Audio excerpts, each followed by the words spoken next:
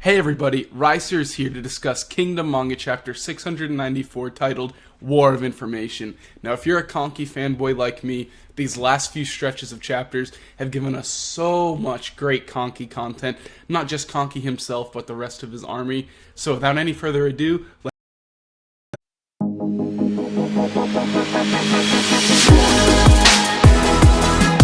Alright, so this chapter starts off with Ko Chou bringing his blade to his throat, pretending like he's going to kill himself. Now, I say pretending because in this opening scene, he is pretending, though he's really not. As we see later on, he does end up killing himself. It's just interesting the way he pretends at first and then actually goes through with it. I wonder if he maybe hesitated here, or if this was his plan all along to pretend the first time, get a few kills, and then go for it. Either way, while he's doing this, he mentions going on to have a drink with Raido. Now, this is an important piece of text for later on in the chapter, but for right now, it's not too important, so we'll talk about that when we get there. Now, Shuma really popped off this chapter, really flexed on us, really showed us that he's legit. I mean, this man commanding the troops right here, doing a great job with it. He's like, alright guys, don't let him kill himself, we gotta capture him, we gotta get, this is the enemy general. We got to get the information, anything, any pieces of information are going to be extremely valuable here. So he tells people to go get him. They're not going to let him just kill himself. The blade's right there at his neck. As the soldiers get to him, though, bam, he comes down, swinging hard, cleaving people in half, decapitating them, stabbing them through the chest, just bringing the violence. I mean, it's a Kanki chapter. Anytime it's a Kanki chapter, we have to get violence, whether it's from Kanki himself or not. Love to see it. Love to see some violence. Just Ko Chou going in, though. Really brutalizing everyone around him. And it's pretty intense. Like, he goes in on these guys, probably because he's agitated from the discussion he had with Kanki in the last chapter. Like, fuck you, Kanki. I know true pain. Watch me cleave your men in half. But Kanki doesn't care. He's like, alright, these are pawns. Who gives a fuck? Now, Shuma, flexing on us once again. He's like, alright guys, calm down, we got this, go in on him, cut off his arms, immobilize him, whatever you can to prevent him from A, hurting us, and B, killing himself. The men go in, try to stop him, but this time, Ko Chou goes through with it, pierces his throat, big splurt of blood, and everyone's just like, okay, he did it. Well damn, and that really threw me for a loop, because I'm sitting here like, oh, okay, he's not going to do it. He was just pretending, trying to bait in some troops, and then he does it. I'm just like, geez, okay, Ko Chou, show me your resolve. While he does this, he's like, I'm not going to be captured by you dogs. You're not going to humiliate me, you terrible little lot of fucking bandits. He's not standing for it. And at this point, Shuma's like, alright, he's gotten the ball rolling. He's going to die soon. Just go kill him. But he doesn't go down without a fight. He kills a few more of the men, injuring even more than he kills. But eventually the numbers are able to overwhelm Ko Chou. They're able to take his arms off, get a nice big gash down his shoulder, stab him through the stomach with some spears.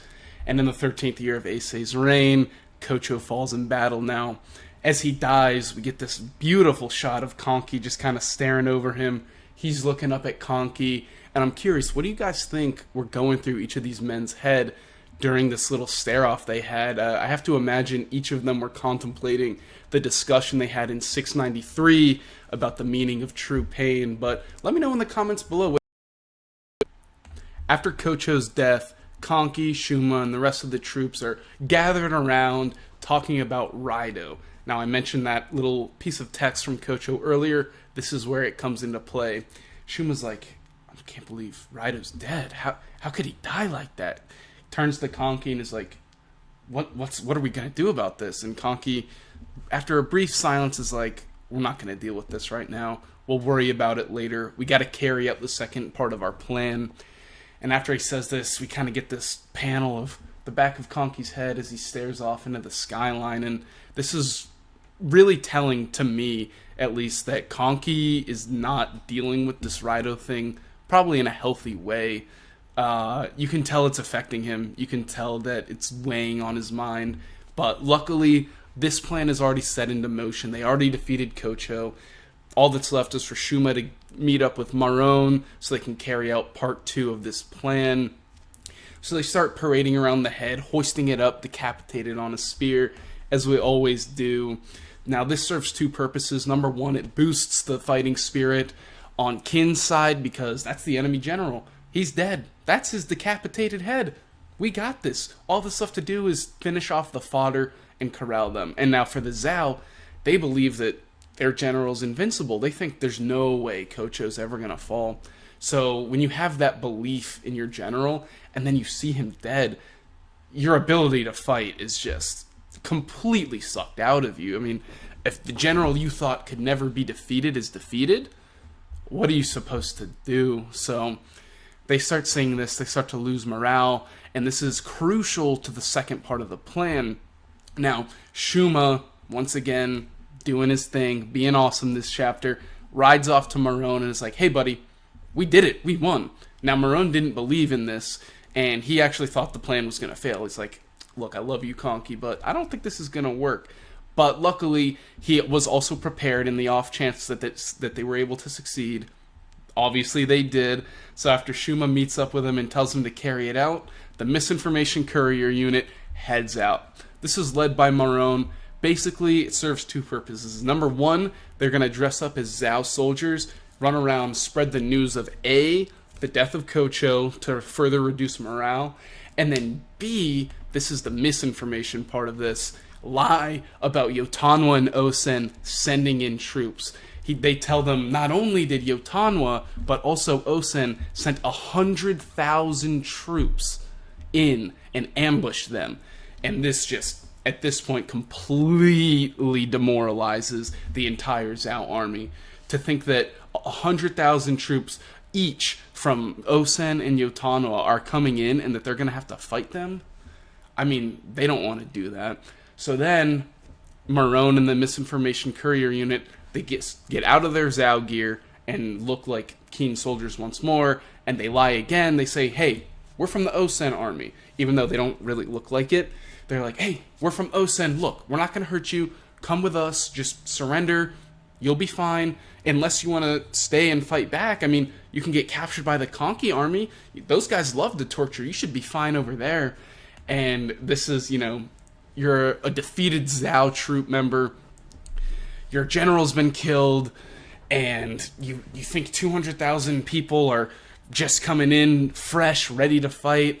And your options are live or be tortured by the sadistic fucks of Kanki's army.